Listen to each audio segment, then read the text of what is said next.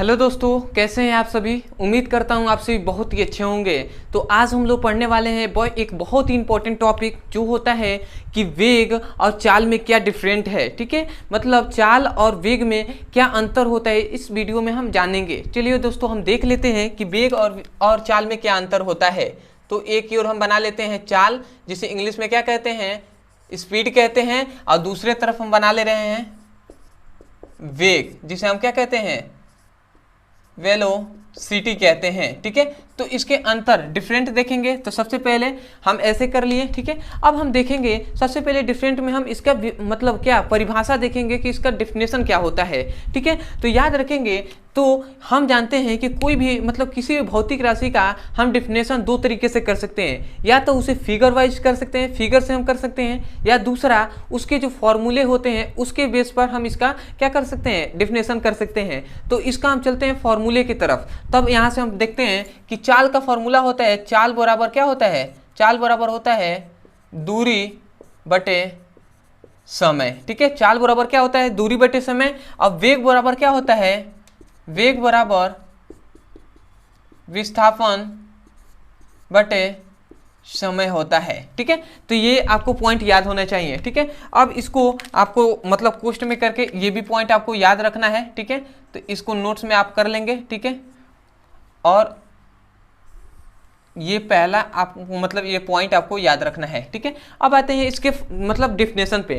तो डेफिनेशन कैसे करेंगे। ठीक है, ये जो समय है, ठीक है, जो समय है, समय को यदि हम एक ले लेते हैं, एक को हम इकाई भी कह सकते हैं, समझिएगा, इकाई, या हम इसे एकांक भी कह सकते हैं, एकांक या इकाई कहिए। तो यदि हम समय को एक ले लेते हैं तो जो चाल होगा वो दूरी के क्या हो जाएगा, इक्वल हो जाएगा। तो चाल जो होगा वो क्या हो जाएगा, दूरी के बराबर हो जाएगा। तो यही से हम डिफिनेशन क्या कहेंगे कि मतलब जो समय है, समय को हमने क्या लिया है, इकाई, एकांक लिया है। ठीक है, तो हम क्या कहेंगे कि एकांक समय में, ठीक है, एकांक समय में चली गई दूरी को हम चाल कहते हैं। ठीक है, क्या कहेंगे, किसी वस्तु द्वारा, या कहेंगे किसी गतिशील वस्तु द्वारा एकांक समय में चली गई दूरी को चाल कहते हैं। समझ में आया क्या कहा जा रहा है। यहाँ से आपको सूत्र से ही डेफिनेशन को कहना है। यहाँ से भी कह सकते हैं कि एकांक किसी वस्तु द्वारा या किसी गतिशील वस्तु द्वारा एकांक समय में चली गई दूरी को चाल कहते हैं। ठीक है, तो यहाँ से आपको डेफिनेशन को बोलना है। तो मैं एक बार बोल रहा हूँ, आप डेफिनेशन को लिखिए। क्या लिखेंगे कि एकांक समय में चली गई दूरी को चाल कहते हैं। तो आप यही लिखेंगे डेफिनेशन में, सॉरी गिर गया। ठीक है, डेफिनेशन में क्या लिखेंगे कि किसी गतिशील पिंड द्वारा एकांक समय में चली गई दूरी को चाल कहते हैं। ठीक है, तो ये पॉइंट को आपको याद रखना है। देखिए यहाँ से किसी गतिशील वस्तु द्वारा, ठीक है, ये अपनी तरफ से हमने मतलब लगाया है। ठीक है, आप यहाँ से भी कह सकते हैं कि एकांक समय में चली गई दूरी को चाल कहते हैं शॉर्ट में। या आप अगर मतलब आपको लिखना हो, अच्छे से आपको बताना हो, तो आप क्या कहेंगे, किसी गतिशील वस्तु द्वारा एकांक समय में चली गई दूरी को चाल कहते हैं। ठीक है, तो उम्मीद करता हूँ ये तो आपको पॉइंट समझ में आ गया होगा। ठीक है, तो ये पॉइंट आपको समझ में आ गया होगा। अब आते हैं हम वेग के बारे में। ठीक है, तो वेग में हम जानते हैं कि किसी भौतिक राशि के जो फॉर्मूले होते हैं, और उसमें फॉर्मूले में जो नीचे अगर समय आ जाए तो डेफिनेशन करते समय समय को हम क्या कहते हैं, दर से हम डिनोट मतलब दर पढ़ते हैं। तो यहाँ से हम इसका भी डेफिनेशन क्या कर देंगे कि विस्थापन के दर को हम वेग कहते हैं। ये भी आप कह सकते हैं, क्या कहेंगे, बहुत ही सिंपल वे में क्या कहेंगे कि विस्थापन के दर को वेग कहते हैं। ठीक है, तो ये भी आप कह सकते हैं, क्या कहेंगे, विस्थापन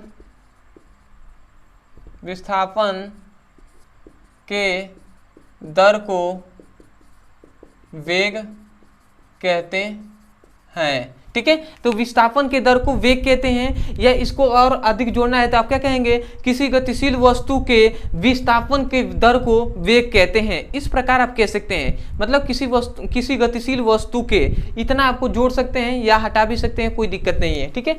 आए और इसका मतलब इसको और एक तरीके से हम इसको क्या कर सकते हैं, बहुत ही तरीके से मतलब डिफिनेशन को कर सकते हैं, ठीक है। दूसरा डिफिनेशन में बता दे रहा हूं, दूसरा भी, ठीक है। दूसरा डिफिनेशन क्या कहेंगे कि मतलब कहेंगे निश्चित दिशा में, क्योंकि विस्थापन में क्या होता है, दिशा निश्चित होती है, तो हम कहेंगे मतलब निश्चित दिशा में प्रति सेकेंड, निश्चित दिशा में, ठीक है, निश्चित दिशा में प्रति सेकेंड चली गई दूरी को हम क्या कहते हैं, वेग कहते हैं। मतलब निश्चित दिशा होनी चाहिए और प्रति सेकेंड जो चली गई दूरी होती है उसे भी हम वेग कहते हैं, ठीक है। तो हम ये भी कह सकते हैं कि निश्चित दिशा में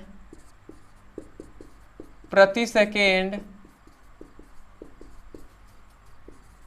चली गई दूरी को हम क्या कहते हैं, वेग कहते हैं, ठीक है। तो उम्मीद करता हूं ये भी आपको अच्छे समझ में आ गया होगा, ठीक है, डिफिनेशन। अब आते हैं हम अगले पॉइंट पे, तो इसको मैं मिटा दे रहा हूं, ठीक है। अगला पॉइंट कि इसका मात्रक क्या होता है, ठीक है। तो मात्रक याद रखेंगे, तो यहां से हम जानते हैं दूरी का मात्रक होता है मीटर और समय का मात्रक होता है सेकेंड, ठीक है। तो हम क्या कहेंगे, इसका मात्रक हो जाएगा मीटर प्रति सेकेंड, मतलब चाल का मात्रक मीटर प्रति सेकेंड। अब वेग का भी मात्रक क्या हो जाएगा, वेग का भी मात्रक हो जाएगा मीटर प्रति सेकेंड, ठीक है। क्योंकि विस्थापन का भी मात्रक क्या होता है, मीटर, और समय का मात्रक क्या होता है, सेकेंड होता है, ठीक है। ये बात हम जानते हैं, ठीक है। अब आते हैं इसकी बीमाएं, ठीक है। तो इसकी बीमाएं क्या होती हैं, तो याद रखेंगे ये इसकी बीमाएं हो जाएंगी m0 L1 T-1 ये हो जाएंगी। और इसकी भी बीमा, यदि मात्रक समान है तो बीमा भी समान ही होगा, तो वेग बराबर क्या हो जाएगा, वेग का m0 L1 T-1 ये हो जाएगा, ठीक है। तो इसको आपको याद रखना है। अब आते हैं कि इसकी राशि क्या होती है, ये कौन सी, मतलब चाल कौन सी राशि है, ठीक है। तो चाल बराबर दूरी बटे समय होता है, और हम जानते हैं कि दूरी क्या है, एक अदिश राशि है, ठीक है। तो ये भी जो चाल होगा ये भी क्या हो जाएगा, अदिश राशि होगा, ठीक है। चाल भी अदिश राशि होगा। और वेग बराबर विस्थापन बटे समय होता है, और विस्थापन हम जानते हैं एक सदिश राशि है, क्योंकि इसमें दिशा होता है। तो ये क्या हो जाएगा, जो वेग भी होगा ये भी क्या हो जाएगा, सदिश राशि होगा, ठीक है। मतलब वेग कौन सी राशि होती है, सदिश राशि होती है, ठीक है। तो इस पॉइंट को भी याद रखेंगे, ठीक है। और एक पॉइंट याद रखेंगे कि वेग का एक और फॉर्मूला होता है, इसको हम कैसे कहते हैं कि वेग बराबर होता है अंतिम वेग माइनस प्रारंभिक वेग बटे समय अंतराल होता है, ठीक है। मतलब वेग बराबर अंतिम वेग माइनस प्रारंभिक वेग बटे समय अंतराल होता है, मतलब समय होता है, ठीक है। तो ये भी एक फॉर्मूला होता है, ये क्या है, सदिश के रूप में है। और एक और फॉर्मूला होता है, यहाँ पे मैं लिख दे रहा हूँ, यदि हम अवकलन के रूप में करें, अवकलन के रूप में अगर हम इसका फॉर्मूला देखें तो क्या होता है, वेग को हम किससे, v से प्रदर्शित करते हैं, तो v इक्वल टू क्या हो जाएगा, ds/dt, ये भी फॉर्मूला होता है। तो इस फॉर्मूले को भी आपको ध्यान रखना है, ये अवकलन के रूप में है, ठीक है। तो इसको भी आपको ध्यान रखना है, ठीक है। तो उम्मीद करता हूं दोस्तों आपको बहुत ही अच्छे से समझ में आ गया होगा एक एक पॉइंट, ठीक है। तो आप इसका स्क्रीनशॉट ले लीजिए सबसे पहले, ठीक है। तो मैं उम्मीद करता हूँ आपको अच्छे समझ में आ गया होगा। दूसरी बात, यदि आप क्लास 11th का अच्छे से पढ़ाई करना चाहते हैं, ठीक है, तो आपको डिस्क्रिप्शन में लिंक दिया जाएगा फिजिक्स, केमिस्ट्री, बायोलॉजी तीनों का। आप मतलब तीनों में से जिस विषय का भी तैयारी करना चाहें या जिसका भी मतलब तीनों का चाहते हैं, तो तीनों के डिस्क्रिप्शन में जाकर आप लिंक पर क्लिक करके आप वहाँ से जाकर अच्छे से पढ़ाई कर सकते हैं। और उस लिंक पर क्लिक करेंगे तो आपको चैप्टर वाइज सीक्वेंस में पार्ट 1, पार्ट 2, पार्ट 3 ऐसे करके वीडियो मिलेंगे, वहाँ से आप क्लिक करके अच्छे से पढ़ाई कर सकते हैं और अपने सुंदर से नोट्स बना सकते हैं, ठीक है। और दूसरी बात, यदि आप हमारे चैनल पर नए हो तो हमारे चैनल को सब्सक्राइब कर लीजिएगा, ठीक है, और बेल आइकन को भी दबा दीजिएगा। दूसरी बात कि यदि आपको वीडियो से कुछ सीखने को मिला है तो वीडियो को लाइक कर दीजिएगा, ठीक है। तो मिलते हैं अगले वीडियो में, तब तक के लिए धन्यवाद। जय हिंद, जय भारत।